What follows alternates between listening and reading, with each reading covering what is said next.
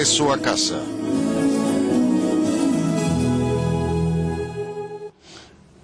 Buenas noches y bienvenidos a Regreso a Casa. Soy Marcus Grodi, el presentador de este programa. Hoy es un programa de líneas abiertas porque es el primer lunes de mes y en él invitamos a personas que ya estuvieron anteriormente. Ustedes tuvieron la oportunidad de escuchar sus recorridos de fe si vieron el regreso a casa, pero en este programa responden a más preguntas planteadas telefónicamente o a través de sus correos electrónicos. Así que lo primero que voy a hacer es darles nuestro número de teléfono y correo electrónico para que nos llamen o escriban. Antes siquiera de presentarles a nuestro invitado de esta noche, el teléfono es 1-800-221-9460. Y fuera de Estados Unidos pueden llamarnos al 205-271-2980. O pueden escribirnos a journeyhome@ewtn.com. Nuestro invitado de esta noche es Carl Olson, antiguo protestante fundamentalista. Es escritor, escribió un libro sobre la doctrina del rapto y otro sobre el Código Da Vinci, refutándolos y criticándolos. También es el editor, bueno, en realidad no solo editor, sino que dirige la revista Ignatius Insight. Eso es.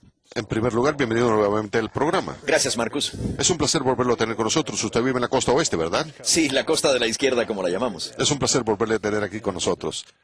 Antes de comenzar a hablar de sus libros y de responder algunas preguntas, me gustaría comenzar pidiendo al invitado que haga un pequeño resumen de unos 5 minutos sobre su recorrido de fe a modo de recordatorio. Bueno, pues yo crecí en un hogar fundamentalista anticatólico al oeste del estado de Montana. Me enseñaron básicamente que la Iglesia Católica era una entidad pagana falsa y que los católicos no habían sido salvados. Formaba parte de un pequeño grupo de Biblia. Nosotros éramos los verdaderos cristianos y creíamos que los luteranos, metodistas y protestantes de las corrientes principales podían salvarse. Incluíamos también a otros cristianos. Pero creíamos sinceramente que la Iglesia Católica... Solo un pequeño grupo se salvaría. Eso es, pero creíamos que los católicos no se salvarían. Me gustaría señalar que no éramos enemigos de los católicos.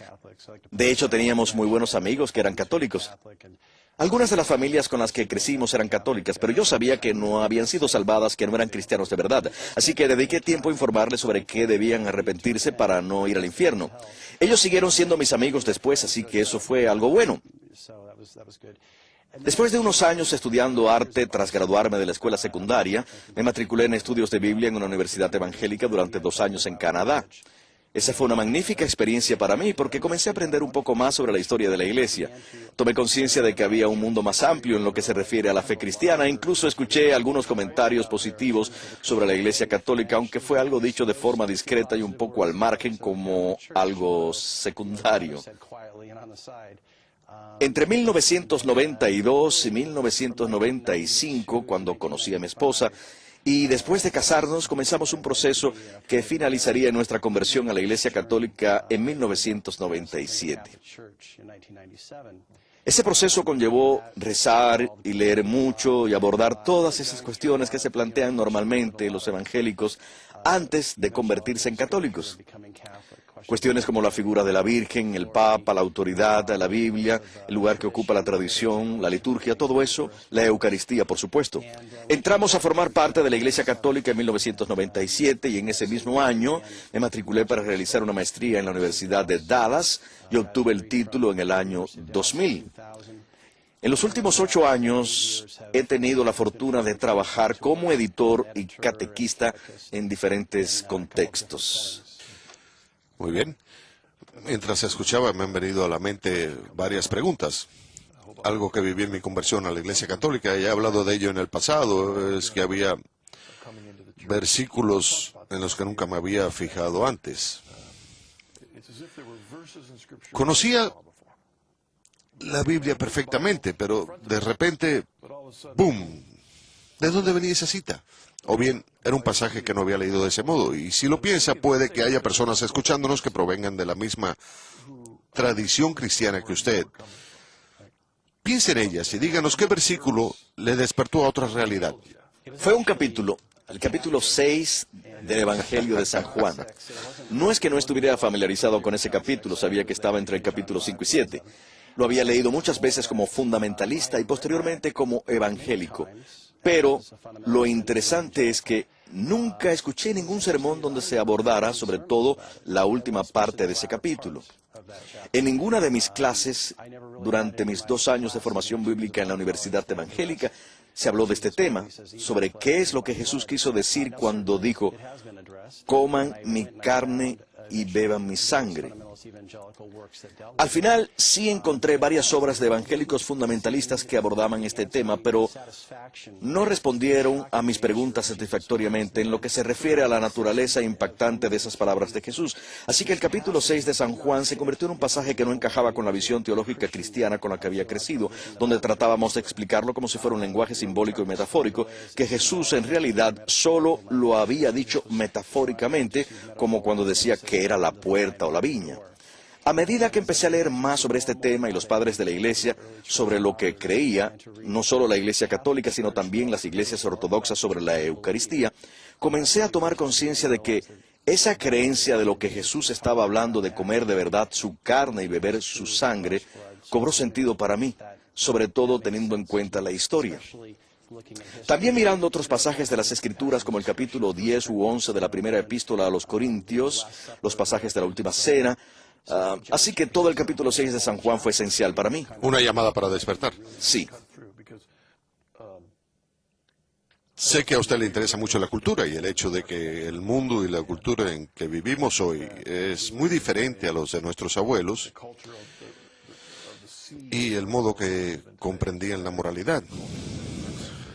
En cierto sentido, hay buenos cristianos que están ciegos a aspectos que han tomado de sus culturas y que constituyen verdaderos obstáculos a abrirse a la fe católica. Mirando atrás, ¿piensa usted que esto se aplicaba también en su caso? Pienso que sí, hasta cierto punto. Fui educado... en primer lugar, mis padres son unas personas magníficas y devotas. Ellos me enseñaron dos cosas, entre otras que siempre me acompañarán con la gracia de Dios: el amor a Jesucristo y el amor por las Escrituras. Recuerdo que desde que era muy joven memorizaba pasajes de las Escrituras, aunque luego más tarde, cuando me convertí al catolicismo, me di cuenta de que en realidad no conocía la Biblia tan bien como yo pensaba.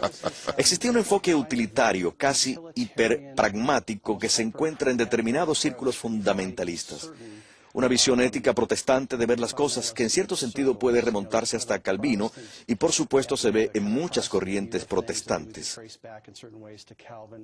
Lo que conllevó para mí fue una educación en un contexto donde la teología no era algo que se investigaba y profundizaba, como por ejemplo, ¿cuál es la naturaleza de la encarnación y cómo me afecta a mí? ¿Cuál es la naturaleza de la Trinidad y qué significa en el mundo real? Era más un enfoque de que aceptábamos sin más que la Trinidad existía, que Jesús había sido plenamente hombre y Dios al mismo tiempo.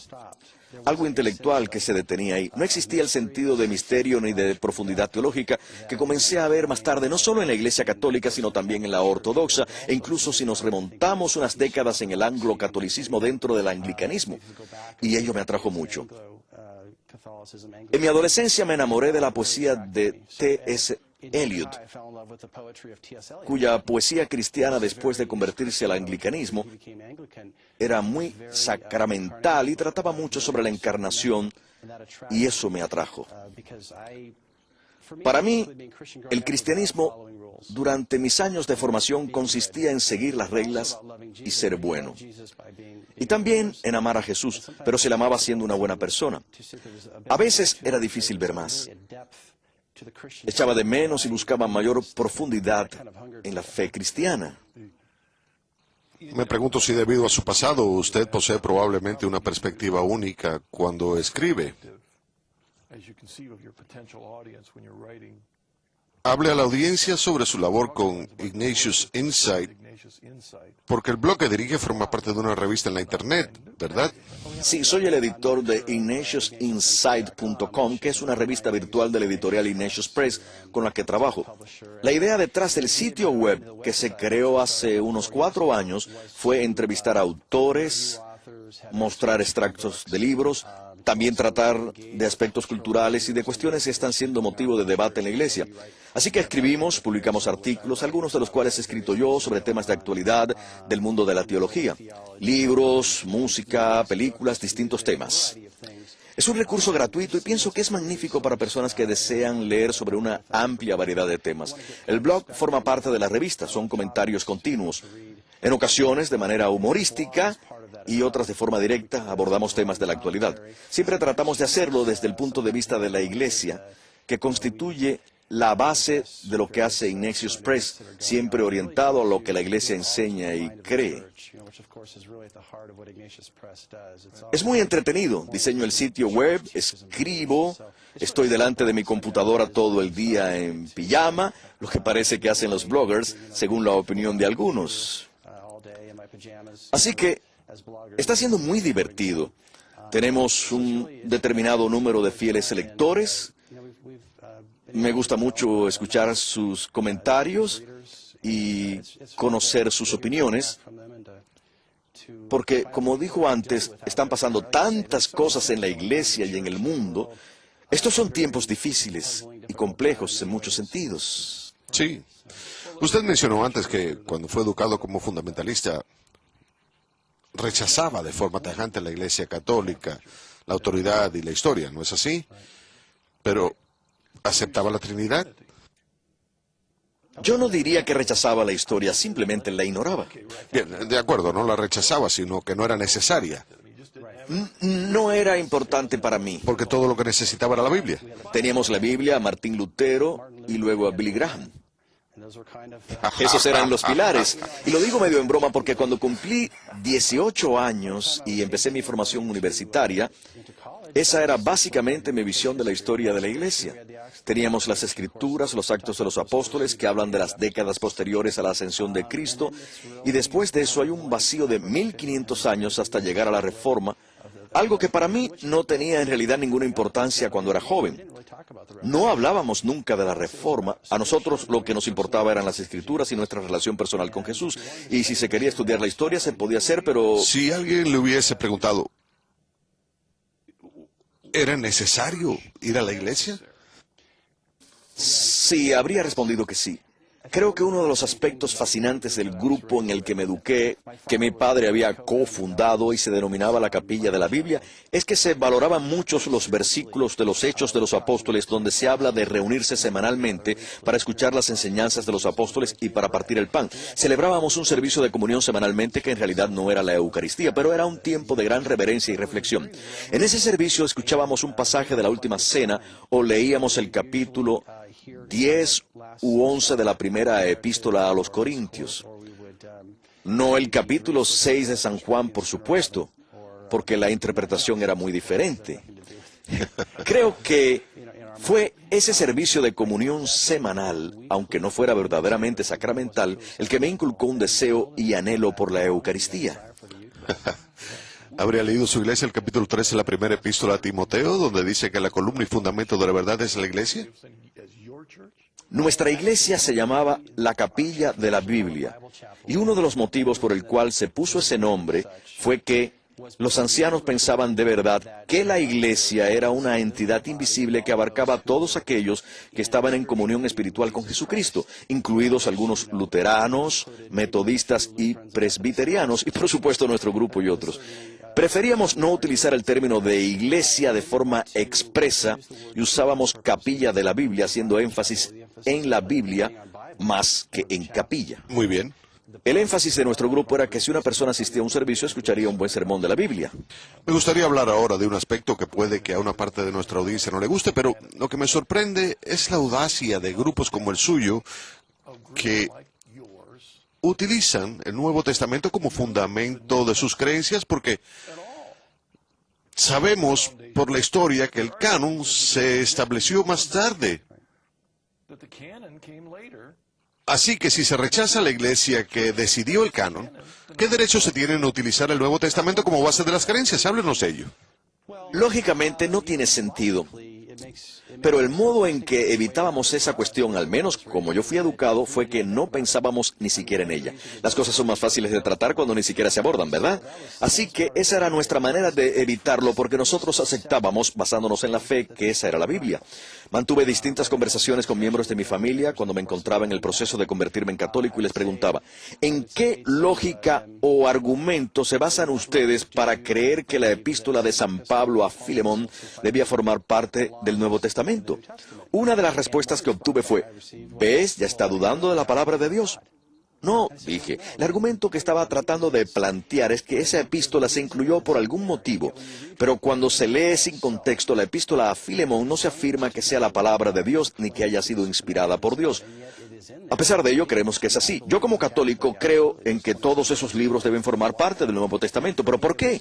Yo lo comprendí al estudiar y leer los escritos y cartas de los padres de la Iglesia, la historia, el modo en que la Biblia se creó con el Nuevo Testamento y el Antiguo Testamento también, porque los judíos de la época de Jesús no tenían opiniones diferentes sobre lo que constituía inspiración divina.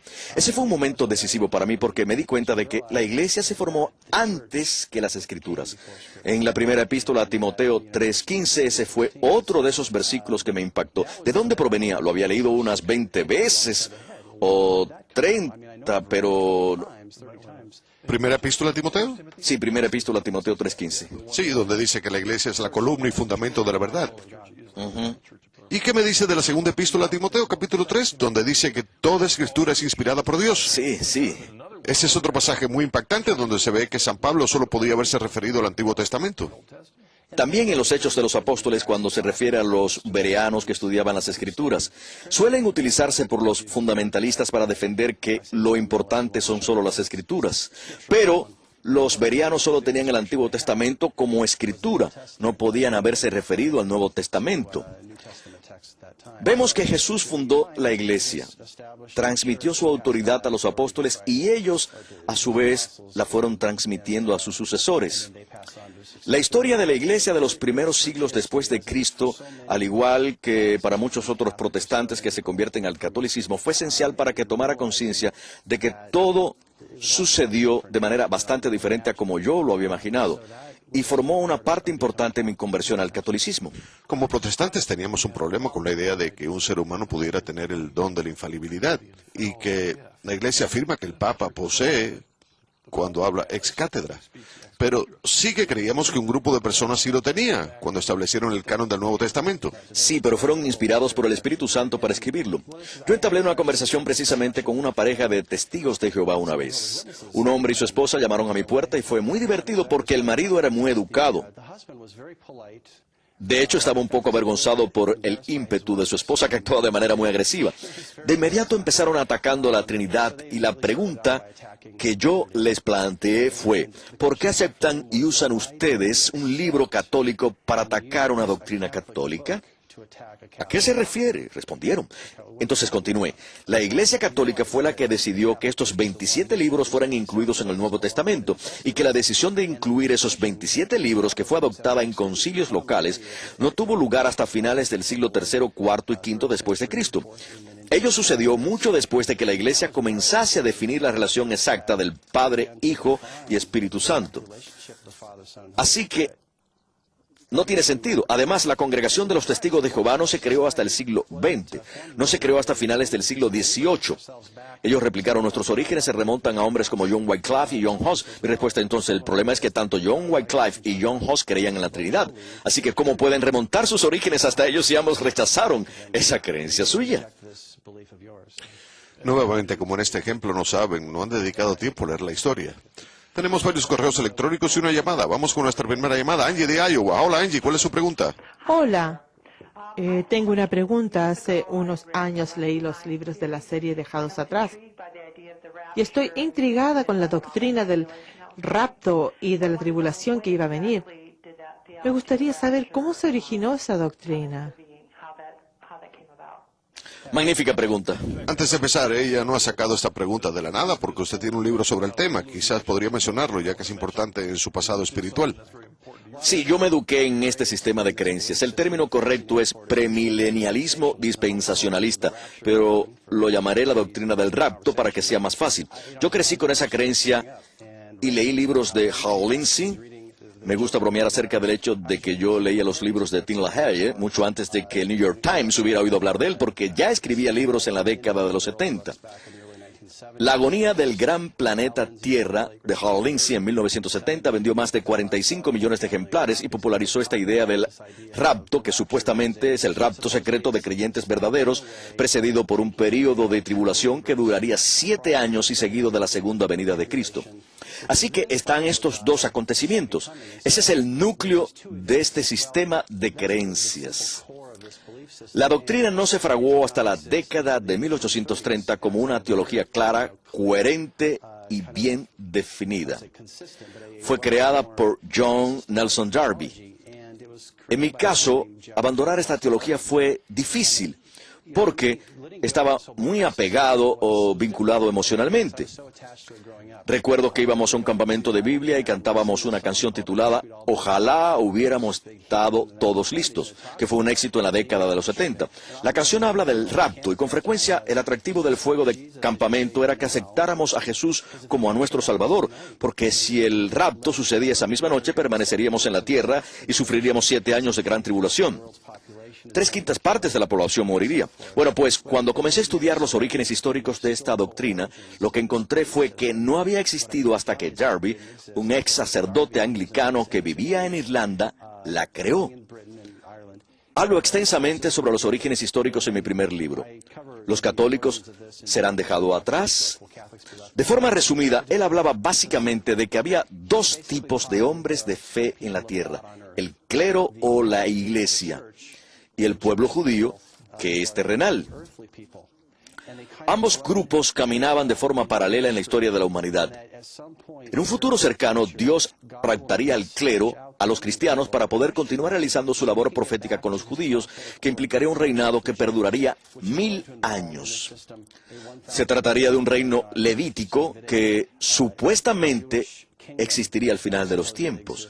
Pero cuando comencé a estudiar los orígenes históricos y a examinar los textos que se utilizaban como base, como por ejemplo el capítulo 4 de la primera epístola a los tesalonicenses, el capítulo 25 de San Mateo, el Apocalipsis, tomé conciencia de que había muchos problemas desde el punto de vista teológico, bíblico y teológico. Una cosa que me gustaría destacar aquí, y es muy importante, es que este no es un problema entre católicos y protestantes, porque los críticos más duros y en ocasiones muy buenas críticas de esta doctrina son determinados cristianos evangélicos, sobre todo, y usted lo sabe, Marcus, de formación reformado calvinista. Les disgusta profundamente esta doctrina del rapto, y hay muchos libros de evangélicos donde se refuta, y yo los menciono en mi libro. Scott Hahn y yo asistimos al seminario de Gordon Conwell, que era de orientación calvinista. Detesto generalizar porque había más de 45 denominaciones protestantes representadas, pero la mayoría era de orientación teológica calvinista, frente al seminario de Dallas, en Texas, que representaba más la perspectiva de los dispensacionalistas. Déjeme hacerle una pregunta. En su proceso de romper con su pasado fundamentalista, lo que se dio cuenta fue de que estas ideas del rapto habían sido añadidas al Apocalipsis. ¿A la revelación divina o al libro del Apocalipsis? Al libro del Apocalipsis, sí, porque el libro del Apocalipsis, como hablamos antes, tiene esa advertencia. Voy a leerlo para que nuestros televidentes, al final dice: yo advierto a todo el que escuche las palabras proféticas de este libro. Si alguno añade algo sobre esto, Dios echará sobre él las plagas que se describen en este libro. Nosotros solíamos decir que no se puede añadir un libro al canon ni quitarlo, aunque Lutero lo hizo con el Antiguo Testamento. Pero en realidad no está hablando de eso. Creo que es la noción de añadir nuestras ideas falsas o nuestras teologías falsas o interpretaciones equivocadas. Lo que en última instancia se revela es que es necesaria una autoridad, un órgano de autoridad que interprete y trate esos pasajes difíciles que aparecen. Y evidentemente se ve a lo largo de la historia de la Iglesia. Durante los primeros siglos después de Cristo, nuevamente la cuestión que se abordó fue la naturaleza de la Trinidad y de la Encarnación. En los primeros concilios tuvieron que abordar la relación entre el Padre, Hijo y Espíritu Santo, las 2 naturalezas de Cristo o las 2 voluntades de Cristo. ¿Quién fue en realidad Jesucristo? Sin esa autoridad se producirían escisiones continuas de todas estas nociones. Así que es verdad que nosotros como católicos, y Chesterton habla de ello, tenemos mucha libertad como católicos, pero hay determinados temas sobre los que existe una cerca protectora. No existe para impedir que nos divirtamos, sino para que no nos dañemos espiritualmente o nos dañemos a nosotros mismos. Recuerdo que cuando estaba en el seminario tenía un profesor bautista que nos enseñaba la siguiente analogía. ¿Cuándo es el tren más libre, dentro o fuera de las vías? Así que estaba hablando de la necesidad de una libertad controlada. Él defendía la idea de una autoridad que llamaba la cuasi unánime conclusión de la Iglesia a lo largo de los siglos. Así lo que la mayoría de los cristianos creen en la mayor parte del mundo es verdad.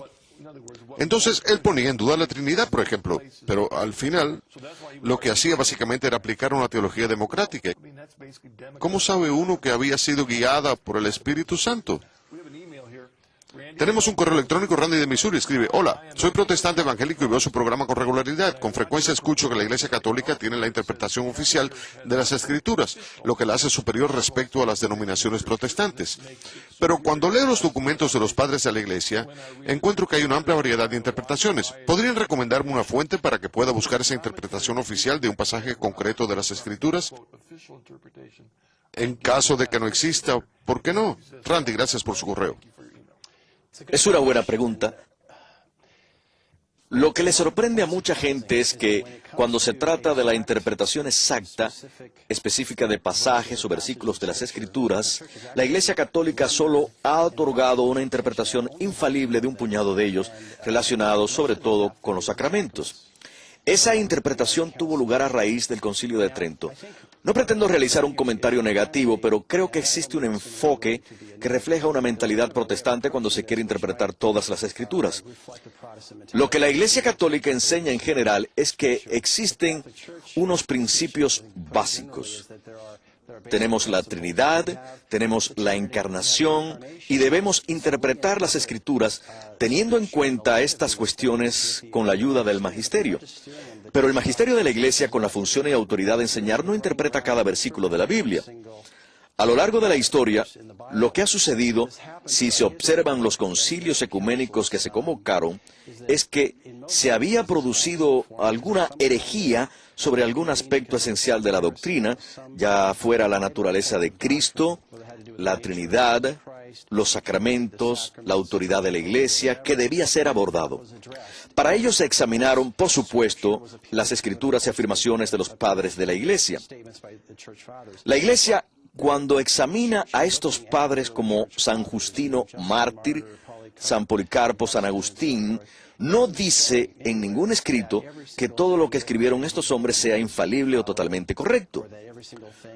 Lo único que dice es que estos fueron hombres muy respetables que fueron los testigos de los primeros siglos después de Cristo. De hecho, solo hay unos pocos que fueran absolutamente conformes con la Iglesia. Siempre había algo que debió ser aclarado más adelante. Es lógico. Si alguien escribe como San Justino mártir a mitad del siglo II después de Cristo, no podemos pretender que comprendiera todos los matices como se fueron conociendo con el paso del tiempo. Sobre todo porque no había internet, ni blogs, ni televisión, ni radio. Exacto. Tampoco imprenta, así que se podía vivir en un lugar toda la vida y no escuchar nunca un pasaje de la epístola a los Efesios que a usted hoy se lee y explica en su iglesia. Creo que la cultura y el idioma eran un gran obstáculo en los primeros 6 siglos después de Cristo. Se produjeron muchos malentendidos, algunos de los cuales fueron muy desafortunados entre las iglesias de Oriente y Occidente, lo que condujo al cisma entre la Iglesia ortodoxa y la Iglesia católica. Pero, volviendo al mensaje, yo diría que si está realmente interesado en lo que enseña la Iglesia Católica, acuda primero al Catecismo de la Iglesia Católica. Es un libro completo. Allí encontrará muchas respuestas a sus preguntas sobre las enseñanzas de la Iglesia.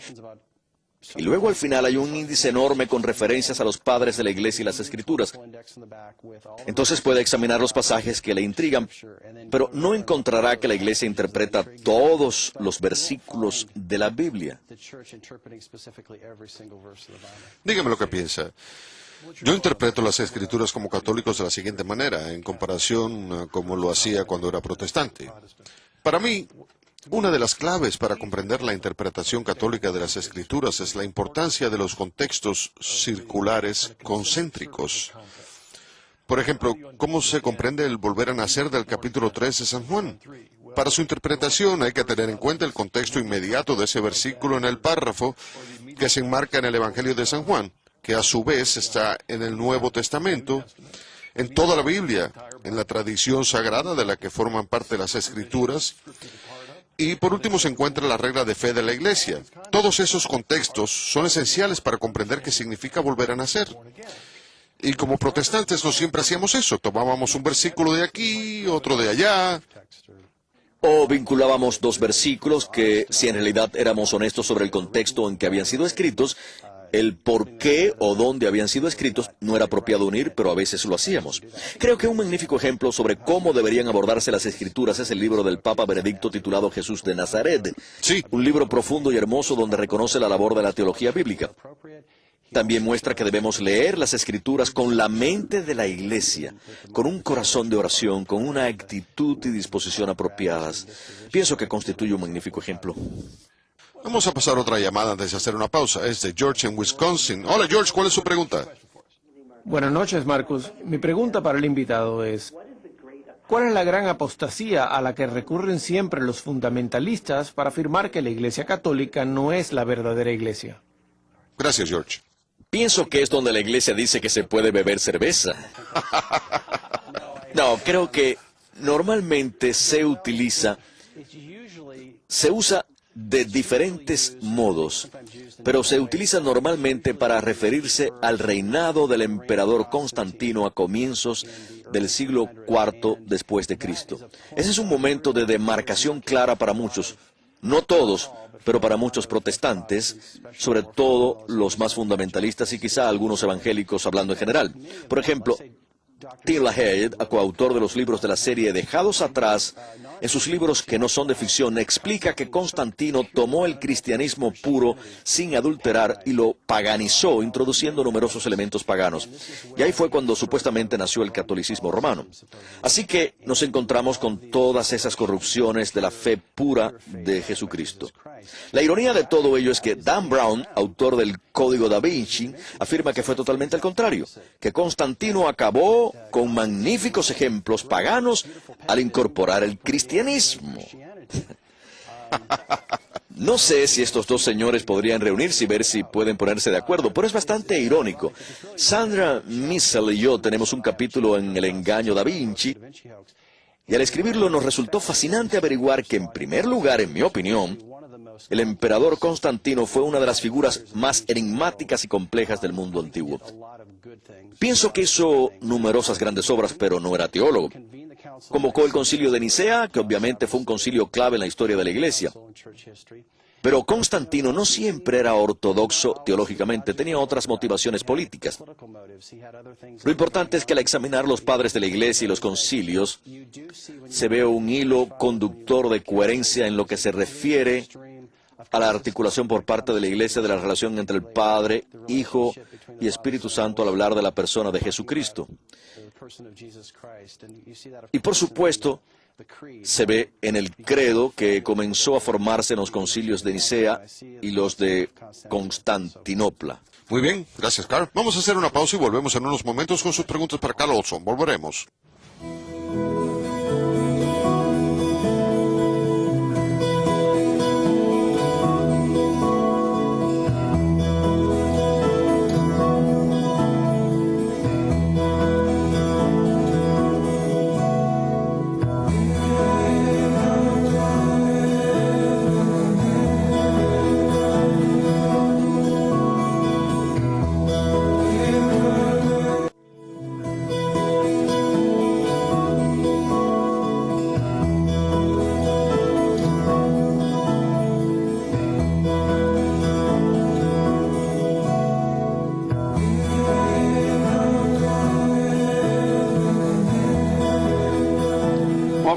Bienvenidos de nuevo al regreso a casa. Nuestro invitado de esta noche es Carl Olson. Carl, por favor, denos de nuevo la dirección de su sitio web para que la audiencia pueda consultar su blog. Es ignationsinsight.com. En una palabra, Muy bien.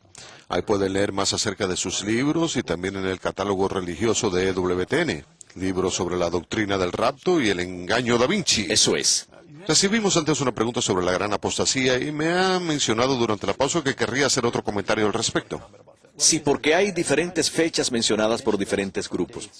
Mencioné a Constantino, así que para muchos grupos, diría que para algunos bautistas fundamentalistas, ellos dirían que el emperador Constantino fue el que provocó la gran apostasía, donde el cristianismo puro fue paganizado completamente. Tim LaHaye lo denomina misticismo pagano babilónico. A mí me gusta decirle a la gente, bromeando, que esa es una expresión negativa. También los grupos adventistas del séptimo día se refieren a una gran apostasía en el reconocimiento del domingo como el día del Señor, porque en la teología adventista del séptimo día, el sábado continúa siendo el sabbat. Así que en esta iglesia, el rendir culto los domingos es la marca de la bestia que ellos remontan sus orígenes a la Iglesia Católica. Así que depende de la persona con la que se esté hablando. Pueden referirse a diferentes acontecimientos o diferentes épocas. Esos son dos ejemplos, aunque puede que haya otros. Con frecuencia es una fecha que la persona tiene en mente sobre el momento en que se estableció el papado. He escuchado decir que se estableció en el siglo VI o VII. Ese fue el momento en que para ellos se perdió el verdadero cristianismo.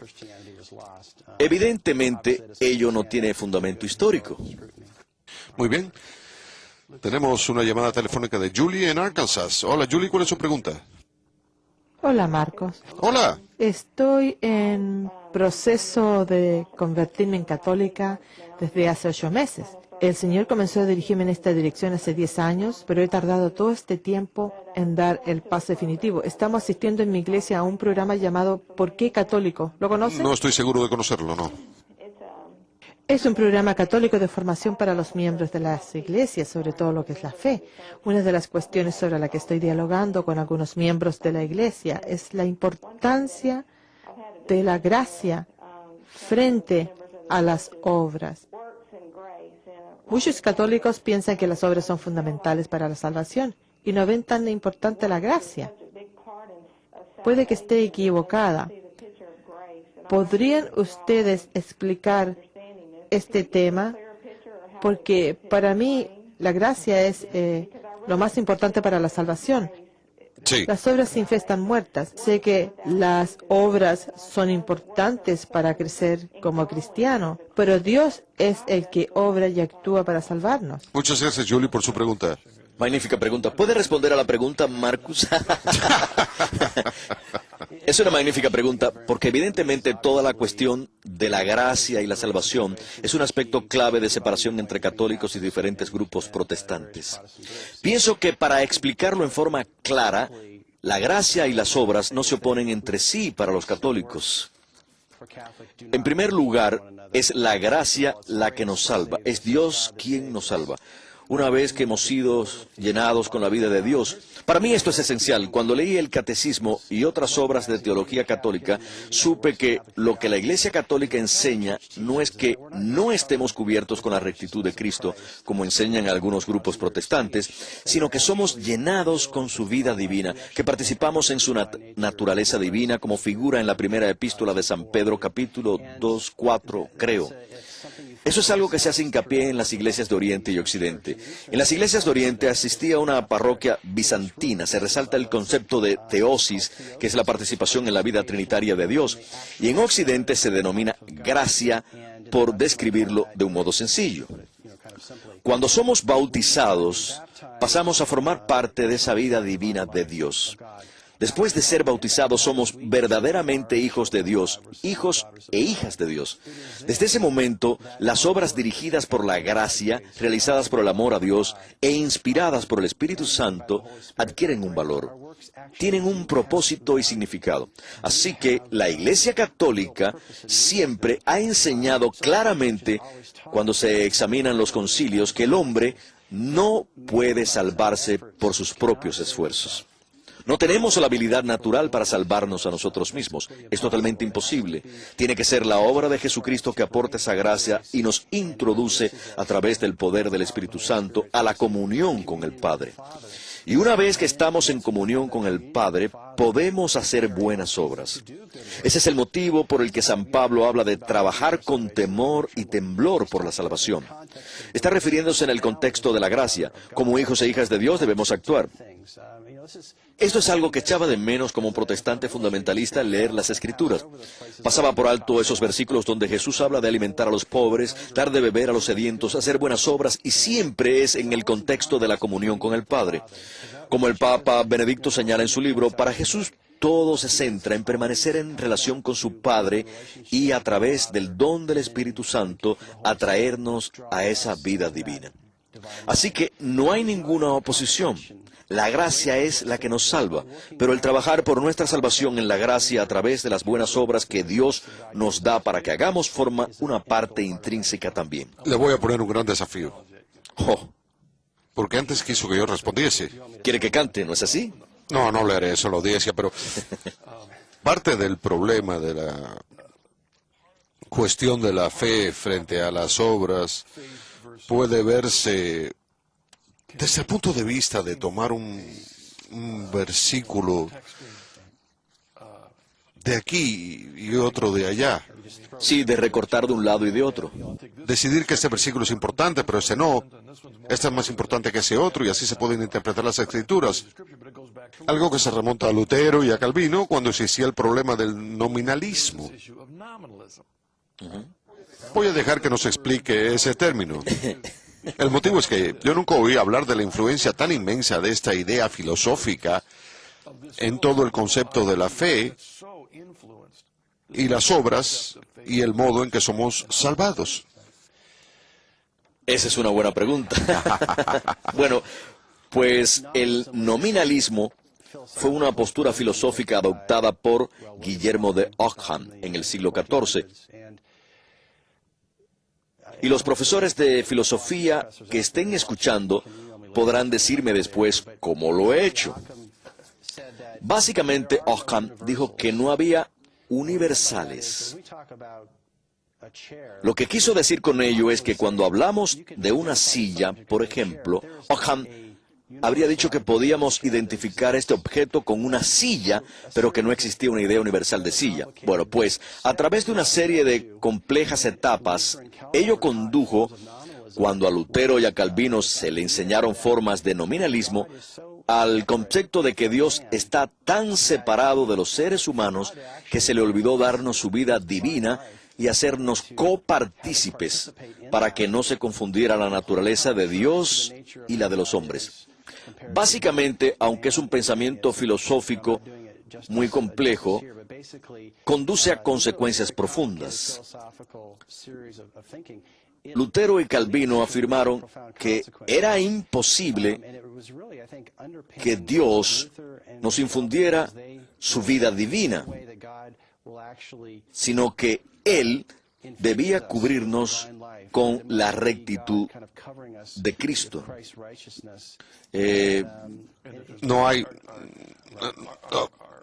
Nuestra voluntad está tan depravada. No podemos hacer nada que sea bueno. Sí. No podemos hacer ninguna obra buena, así que ahí se ven esas separaciones importantes que para Lutero y Calvino eran en cierto sentido una reacción frente a esas otras enseñanzas de la época. El peligro es que al final nos encontramos con esta dicotomía que ha existido durante 500 años. No existía en San Agustín, no era un problema, pero seguimos luchando con esa cuestión. Todavía seguimos luchando. Se crea una ruptura radical que en realidad no se ve en la Escritura. Evidentemente Dios es, en realidad, totalmente diferente. Pero la Iglesia Católica, y me gustaría hacer hincapié en las iglesias ortodoxas, porque creo que el testimonio histórico es un gran problema que los protestantes deben resolver.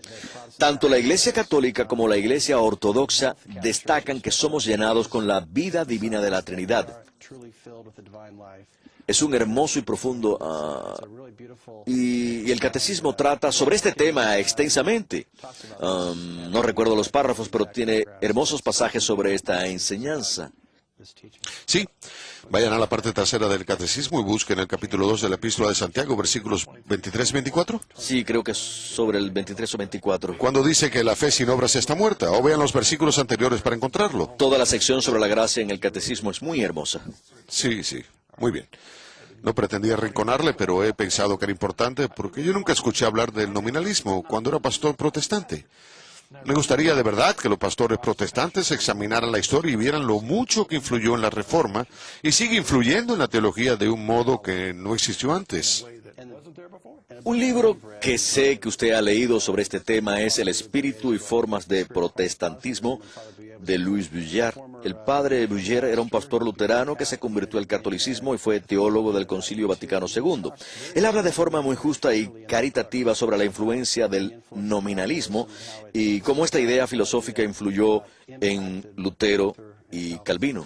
Un libro magnífico que ha vuelto a ser impreso recientemente por la editorial Ignatius Press y está disponible en el catálogo religioso de WTN. Vamos a leer este correo electrónico de Mary, Nueva York.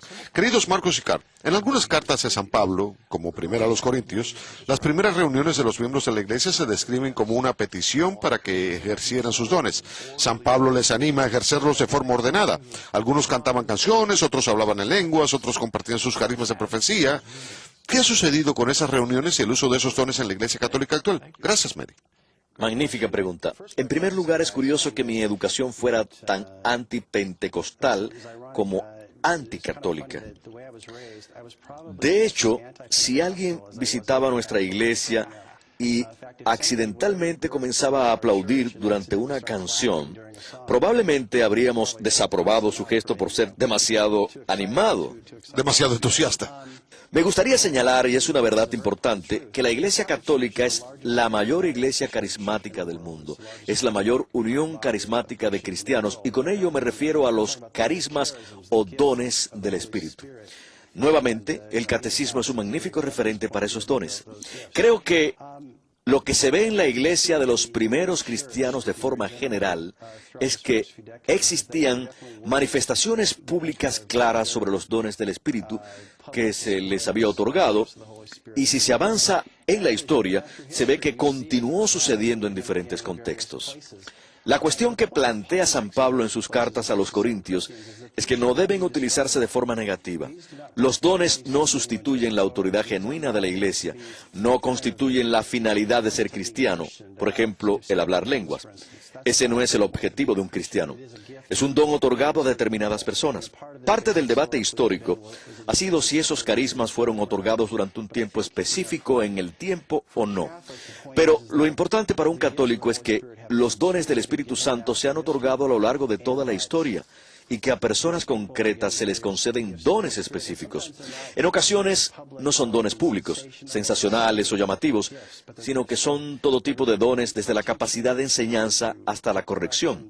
Incluso dones de realizar buenas obras como ayudar a los necesitados. Estos son carismas del Espíritu Santo. El Papa Benedicto ha escrito bastante sobre este tema. Hay un libro publicado por Ignatius Press, creo que ya está a la venta o se publicará pronto, sobre el Espíritu Santo y las obras del Espíritu Santo.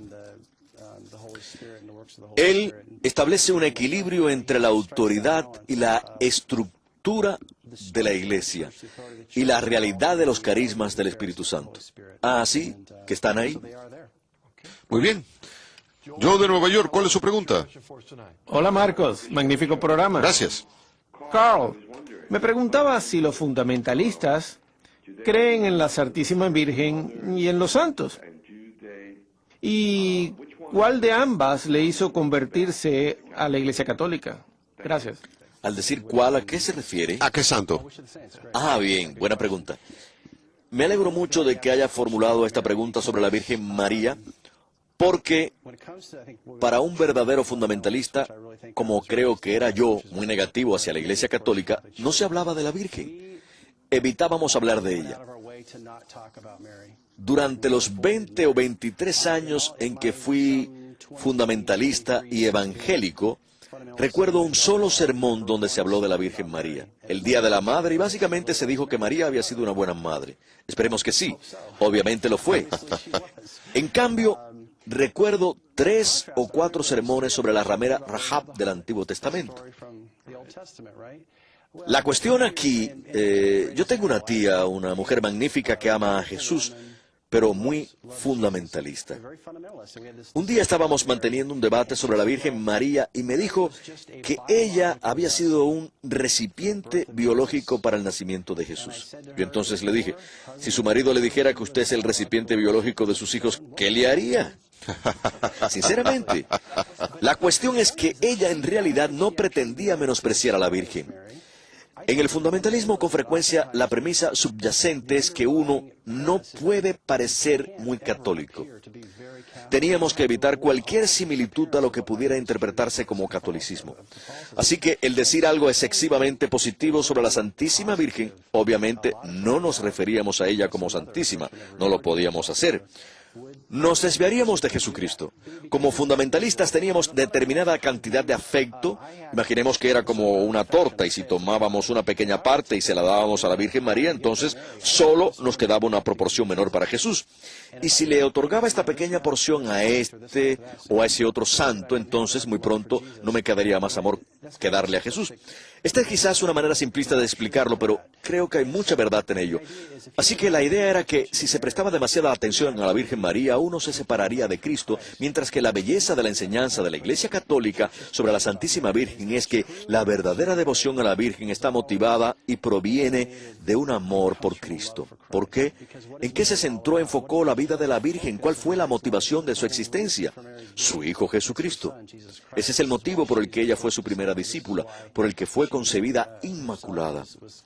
La pregunta, ¿qué santo me influyó más para convertirme? Yo contestaría que la Virgen. Yo estudié arte, incluso 6 o 7 años antes de convertirme en católico, estaba pintando cuadros sobre la Madonna. Y para mí había una belleza al representar a la Virgen. Estoy cada vez más convencido de que ella desempeñó una función esencial en que mi esposa y yo nos convirtiéramos en católicos, y pienso que influye en muchas personas que se convierten. Sí, aunque me pregunto si usted escuchó muchos sermones sobre San Lucas 1, versículo 48, donde dice, por eso desde ahora todas las generaciones me llamarán bienaventurada. Yo nunca escuché ese versículo. Sí, es como San Juan 6. Había algunos pasajes que no se leían. No nos centrábamos en ello. En Navidad leíamos el Evangelio de San Lucas y quizás se leía algo de ello, pero se leía y no se hablaba ni dialogaba sobre ello. ¿Había una estatua de la Virgen María en el nacimiento, Belén de su iglesia? Ese es un magnífico argumento. En ocasiones los fundamentalistas preguntan a los católicos por qué sigue estando Cristo en la cruz cuando ya resucitó. ¿Por qué está ahí en las iglesias católicas? Y la respuesta de la apologética católica es, ¿por qué tienen ustedes un Belén en su iglesia cuando Jesús ya no es un bebé? Y la cuestión obviamente es que todas estas cosas están ahí para recordarnos la realidad de que Cristo nació como un bebé que murió en la cruz por nuestros pecados y por supuesto hoy sabemos que está en el cielo sentado a la derecha del Padre. Si no creyéramos en la resurrección, no habría siquiera un crucifijo. Exacto. No habría nada de eso. Porque sería un símbolo de derrota y vergüenza absoluta sin la resurrección. Nunca escucharíamos hablar de Jesús si no hubiera resucitado. ¿Cierto? Aaron de California escribe en un correo electrónico, querido Carl, ¿hubo alguna doctrina o aspecto teológico en particular que le hiciera interesarse más por la Iglesia Católica o que le entusiasmara de un modo específico? ¿Qué autores católicos comenzó a leer en su recorrido de fe? Sí, fantástica pregunta. Creo que la parte esencial que hizo que mi esposa y yo nos convirtiéramos fue la realidad de la Eucaristía. Fue leer no solo el capítulo 6 de San Juan, sino también otros pasajes. Y luego lo que la Iglesia Católica enseña sobre este tema, comenzando con la lectura de los padres de la Iglesia, Santo Tomás de Aquino, el Catecismo de la Iglesia Católica, el Papa Juan Pablo II. La Eucaristía continuaba volviendo a esa realidad. Si Jesús en San Juan 6, cuando afirmó que comiéramos su carne y bebiéramos su sangre, quiso decirlo literalmente, hasta el punto de que algunos de sus discípulos lo abandonaron, el único lugar en los evangelios donde vemos que los discípulos le dan la espalda sobre una cuestión doctrinal, entonces, ¿quién era yo para decir que no, que lo olvidara? Tenía un amigo evangélico que me decía que no comprendía por qué tenía tanta importancia que yo creyera que era la carne y la sangre literalmente, y él que era un símbolo.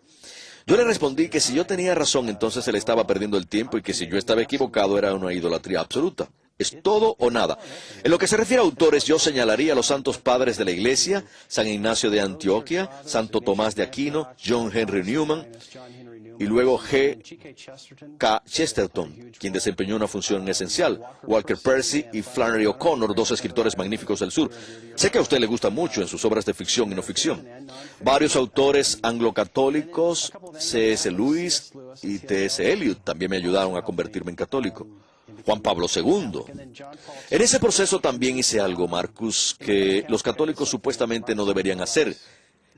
Leí los documentos de los concilios, incluidos los documentos del Concilio Vaticano II. Me gusta bromear de este modo. Encontré que los textos del Concilio Vaticano II, sobre todo Lumen Gentium, son de una belleza extrema, así que todos me ayudaron en mi proceso de conversión. Muy bien, tenemos unos segundos. Díganos una vez más su sitio web en caso de que alguien desee contactarle. El sitio web es ignatiusinsight.com o vayan a ignatiuspress.com, que es sitio de Ignatius Press, y de ahí pueden pulsar el enlace a ignatiusinsight.com. Muy bien, Carl, siempre es un placer. Gracias, Marcus. Me alegro de haberle tenido con nosotros y que Dios le bendiga su labor. Gracias por estar con nosotros en el regreso a casa. Muchas cosas en los próximos meses con la llegada del Papa. Recen por el WTN y por la Madre Angélica y las hermanas. Que Dios les bendiga. Hasta la semana que viene.